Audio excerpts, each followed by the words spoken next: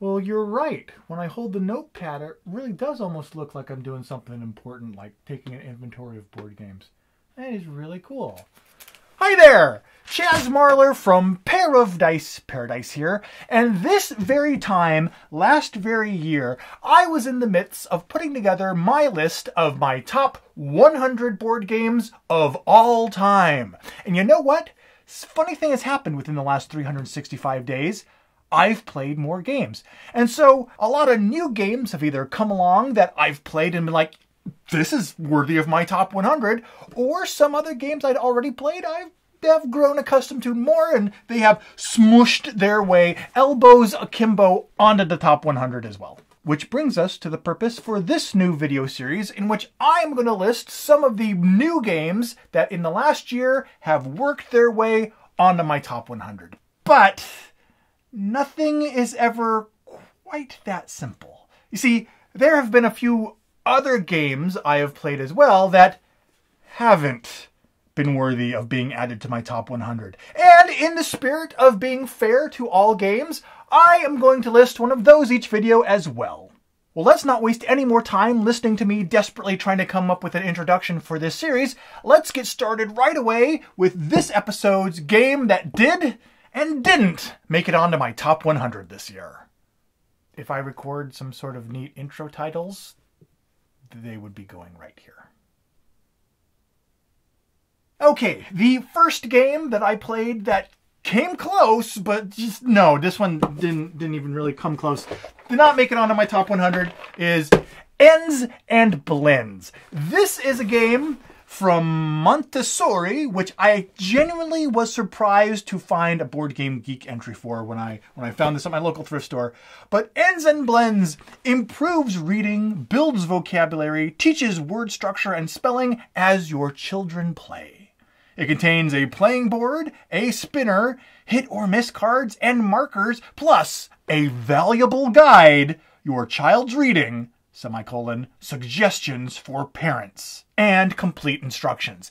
And the amount of excitement that I felt learning about those two supplemental documents that were included in this game was equally met with disappointment when I discovered that those were the two components that were missing from my copy of the game.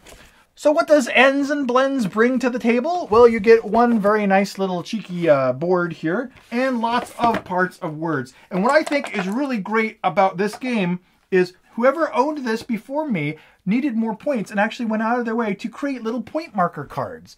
And at first I thought these were additional little word fragments because this one says pornt. So I was thinking that they were trying to make words that said pornt. Oh, here it is. Pornt. The reason why Ends and Blends does not quite make its way onto my top 100 is really because this is...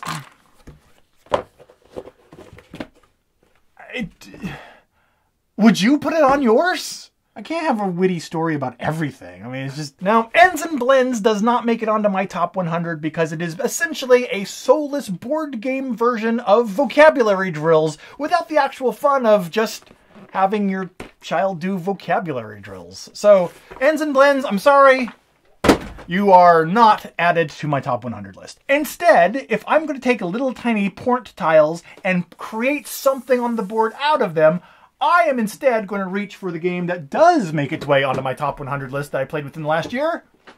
New Dawn. Set in the Among the Stars universe by Stronghold Games. I think that this game flew under the radar for a lot of people, including myself, and I also think that that is a shame, because after I finally got this to the table, after having it sit staring at me on my shelf for like a year or so, I really enjoyed it. It is not the best tile-laying game, but it is definitely one that I enjoyed, and the people I played it with enjoyed, and I would definitely play it again. So in this game that goes this way, the players start out with a field and some units, an empty star field on this board in the middle of the table, and some units and structures and things that they will build, and each player has their own different faction. And the players will be putting new tiles into this area as they explore space, and they kind of get to choose. There's some combos that go on as tiles are added. And like I said, it's not the most overwhelmingly amazing, astounding new game, but it's one that I felt had that proper blend of thinkiness and simplicity to be able to get into. It wasn't overwrought, but it still gave you some challenges and some things to think about, and it had, I think, some enough variability to give it some longevity.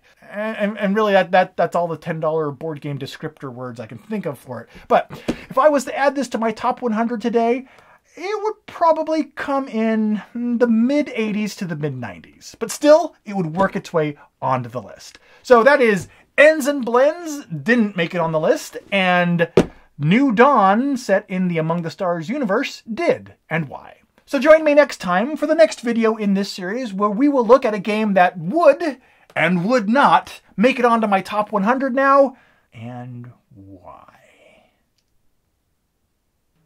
Thanks so much for watching the Dice Tower videos. Find more great videos and reviews, as well as our top-rated audio podcast at Dicetower.com. You can also find other great shows at Dicetowernetwork.com.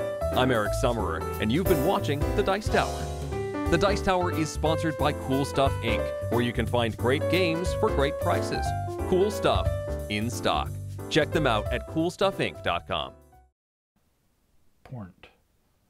Someone needs to practice their vocabulary. If only there was a game that would allow them to do so.